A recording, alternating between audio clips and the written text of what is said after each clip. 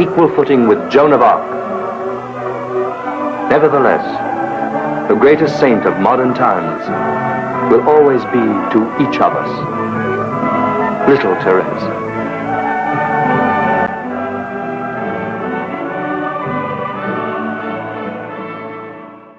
Saint Therese. Saint Therese of Lisieux, also called Saint Therese of the Child Jesus or the Little Flower, her original name is Marie-Françoise Therese Martin.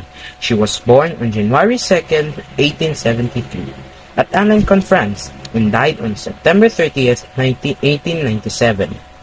She was canonized on May 17, 1925. Her feast day is during October 1st. She was a Carmelite nun whose service to her Roman Catholic order, although outwardly unremarkable, was later recognized for its exemplary spiritual accomplishments. Pope John Paul II named her as a Doctor of the Church in 1997. She was the youngest of 9 children. 5 of them survived childhood. After her mother died of breast cancer in 1877, Therese moved with her family to Lisieux. In the deeply religious atmosphere of her home, her piety developed early and intensively. What exactly makes her a Catholic saint, you may ask? On Christmas Day 1886, Saint Therese had a profound experience of intimate union with God, which she described as a complete conversion. During the pilgrimage to Rome in 1887, she asked for and obtained permission from Pope Leo XIII to enter the Carmelite monastery at the young age of 15. On entering, she devoted herself to living a life of holiness, doing all things with love and childlike trust in God. She struggled with life in the convent, but decided to make an effort to be charitable to all, especially to those she didn't like. She performed little acts of charity and always little sacrifices, not caring how unimportant they seemed.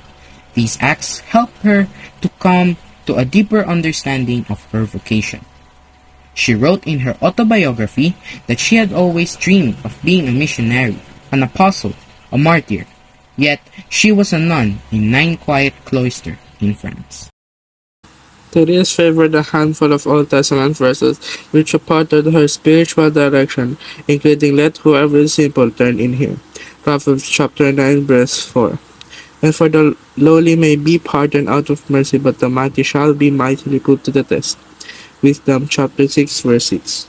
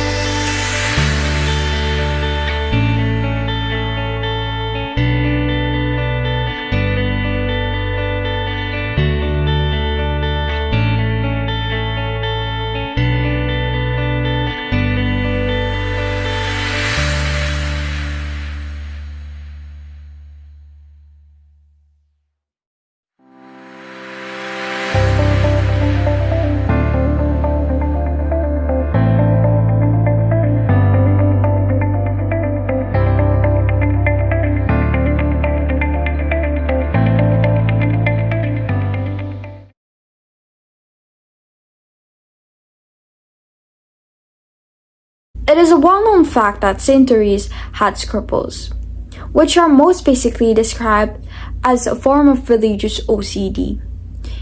Fear that her sins had offended God or that she had committed a mortal sin plagued her at different times in her life. A childhood that included the death of her mother at a very young age, the loss of her sister, her second mother Pauline, to the Carmelites, harsh bullying at school, and an extremely sensitive nature, meant that she displayed many of the symptoms of depression even at a young age. Therese experienced a conversion at the age of 14 on Christmas Eve in 1886, which changed the course of her life. Her sensitive spirit and strong energies were then dedicated toward love rather than maintaining her own happiness. She joined the Carmelite monastery in Lisrex at age 15 in order to dedicate her entire life to God. Sister Therese of the Child Jesus and the Holy Face became her religious name. She had a special talent of having a deep intimacy with God and lived a quiet hidden life of prayer.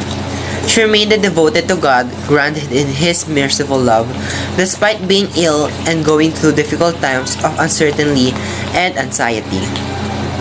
She succumbed to tuberculosis on September 30, 1897 at the age of 24. After a protracted battle, her last words were, "My God, I love you."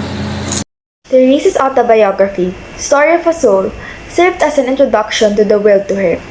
She spent each day with an unwavering faith in God's love and called her life a small way of spiritual childhood. Therese lived and preached a spirituality of attending to everyone and everything well and with love. What matters in life is not the great deeds, but great love, she wrote. She held the opinion that we should have a childlike focus and completely attentive affection, just as a kid becomes enamored with what is in front of her. The spirituality of Therese is based on performing the routine with great love. Therese believed that these seasons were a reflection of God's relationship with humanity. She adored flowers and regarded herself as the small flower of Jesus, a beautiful little flower in God's garden, who brought honor to God by simply existing. Saint Therese continued to be referred to as small flower as a result of this lovely simile. She quickly had a profound impact on a lot of people with her inspiration and magnificent heavenly presence. On May 15, 1925, Pope Pius XI canonized her. She would have been 52 years old if she had survived when she was canonized. After my death, my duty to make God love, she declared, will begin. Roses have been characterized and experienced as Saint Therese's hallmark. I shall spend my paradise doing good on earth. I will let a shower of roses.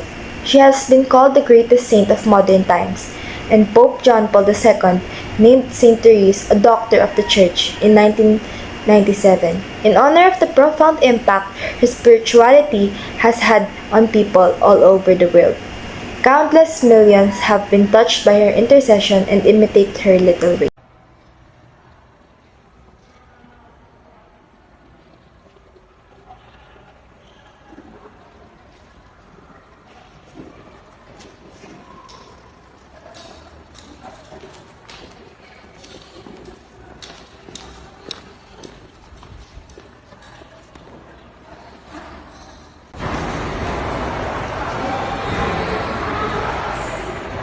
O little Therese of the Child Jesus, please speak for me the rose from the heavenly gardens, and send it to me as a message of God.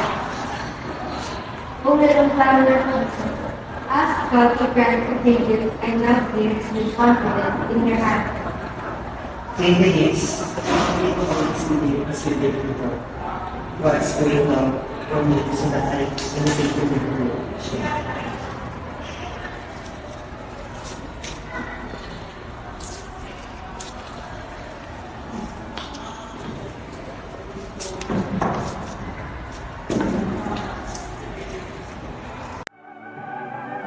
Her childhood prophecy has come true. Already patron saint of missions, Therese was designated second patron saint of France, on an equal footing with Joan of Arc. Nevertheless, the greatest saint of modern times will always be to each of us little Therese.